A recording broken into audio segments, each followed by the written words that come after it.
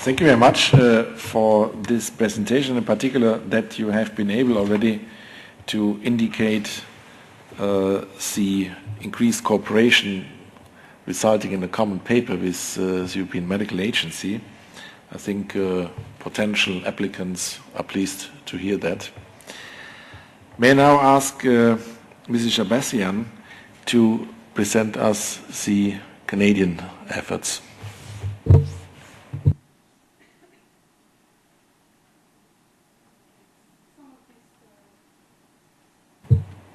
Okay, thank you.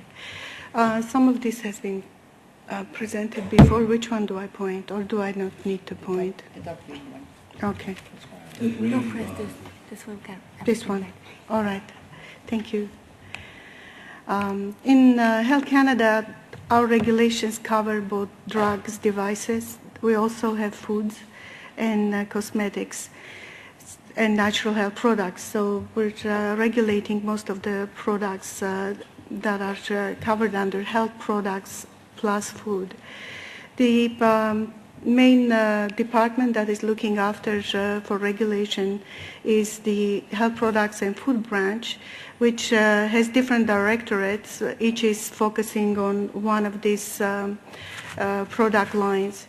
And we have Therapeutic Products Directorate, Biologics Product Directorate, we have Food Directorate, Natural Health Products Directorate, and we have Consumers Products, which includes cosmetics. Of course, nanotechnology is now widely used in many product areas, including health products. And Health Canada started looking into this issue, and a number of working groups have been established in order to keep up to date and to inform our reviewers and our senior managers. Our health portfolio nanotechnology working group is across all the directorates in health products, including public health agency. And this is an overarching working group which tried to come up with a working definition so we can use similar type of identifying these products. And then, of course, HPFB is mainly dealing with health products, drugs and devices, and biologicals. We also have in the departmental working group, which is to share this information with our partners in other regulatory areas like industry and environmental health.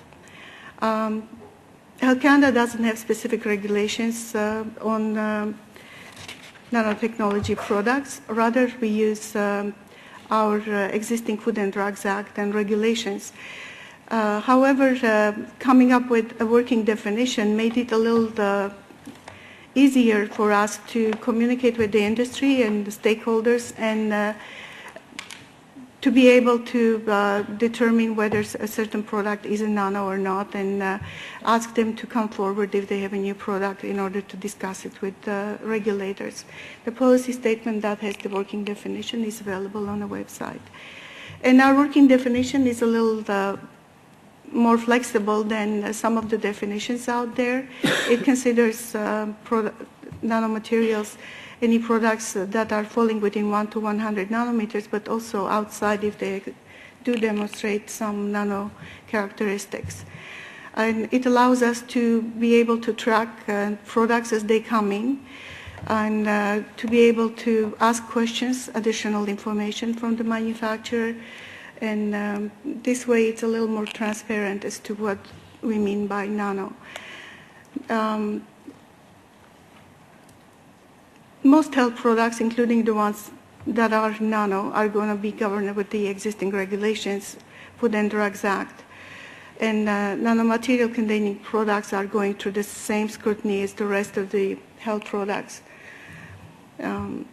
Any new health product will go through scrutiny by our reviewers for safety and effectiveness before it's given approval for marketing.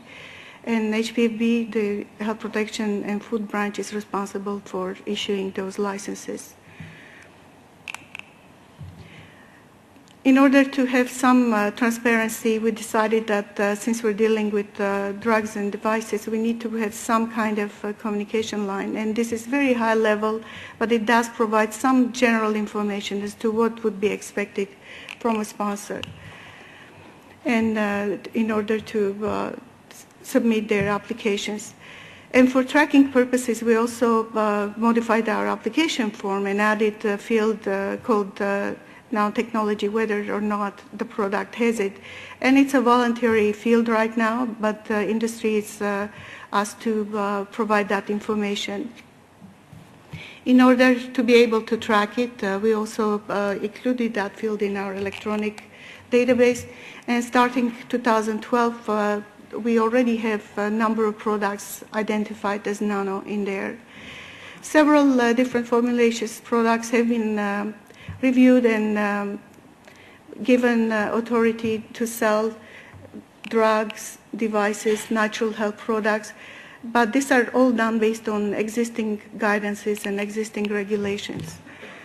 And we do not have at this point any specific regulations. However, we do provide reference the EMA reflection papers that are available online and through communication with our colleagues through our international working group. There are many challenges, as you know, we heard yesterday and today. We still need some improvement, some guidances both for industry and reviewers.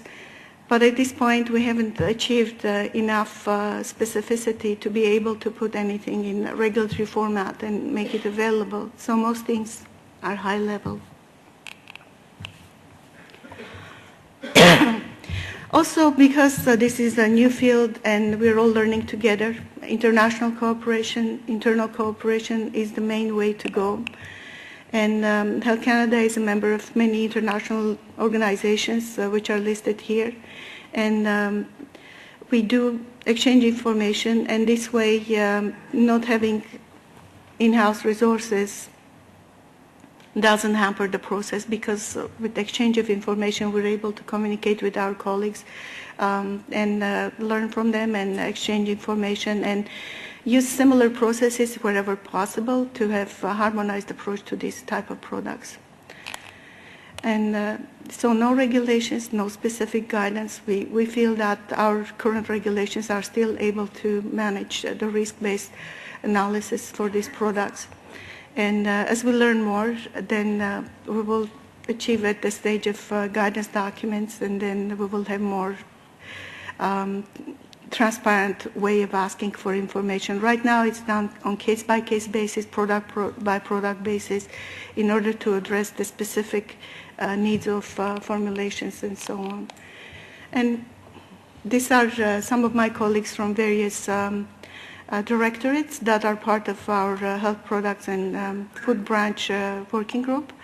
And we have regular meetings when we exchange information, and we recently had our international teleconference in May, and so there is more collaboration happening because we have this dialogue, we have this open exchange of information, and we value that very much. Thank you.